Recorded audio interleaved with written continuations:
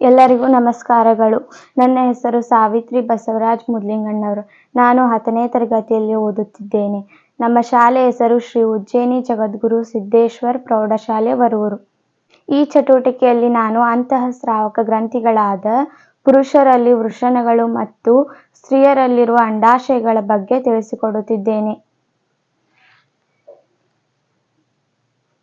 ಪುರುಷರಲ್ಲಿರುವ ವೃಷಣಗಳು ವೀರ್ಯಾಣುಗಳನ್ನು ಮತ್ತು ಟೆಸ್ಟೋಸ್ಟಿರಾನ್ ಹಾರ್ಮೋನ್ಗಳನ್ನು ಉತ್ಪತ್ತಿ ಮಾಡುತ್ತವೆ. ಈ ಹಾರ್ಮೋನ್ಗಳ ಉತ್ಪಾದನೆಯಿಂದ ಪುರುಷರಲ್ಲಿ ಧ್ವನಿ ಬದಲಾವಣೆ, ಮೀಸೆ ಮತ್ತು ಗಡ್ಡ ಬೆಳೆಯಲು ಕಾರಣವಾಗಿದೆ. ಅಲ್ಲದೆ ದೇಹದ ಮೈಕಟ್ಟು ಬೆಳೆಯಲು ಸಹಾಯಕವಾಗಿದೆ. ಸ್ತ್ರೀಯರಲ್ಲಿ ಅಂಡಾಶಯಗಳು ಅಂಡಾಣು ಮತ್ತು ಹಾರ್ಮೋನ್ಗಳನ್ನು ಉತ್ಪಾದಿಸುತ್ತವೆ. ಅಂಡಾಶಯಗಳು ಗರ್ಭಾಶಯದ ಎರಡು ಬದಿಯಲ್ಲಿ ಇರುತ್ತವೆ. ಅಂಡಾಶಯಗಳು ಪ್ರತಿ ತಿಂಗಳು ಸರದಿಯ ಪ್ರಕಾರ ಒಂದೊಂದು ಅಂಡಾಣುವನ್ನು ಬಿಡುಗಡೆ ಮಾಡುತ್ತವೆ. ಇದರಿಂದ ಸ್ತ್ರೀಯರಲ್ಲಿ ಋತುಚಕ್ರ ಪ್ರಾರಂಭಗೊಳ್ಳುತ್ತದೆ.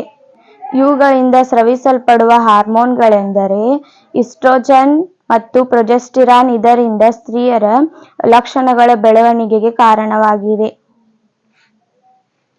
ಧನ್ಯವಾದಗಳು.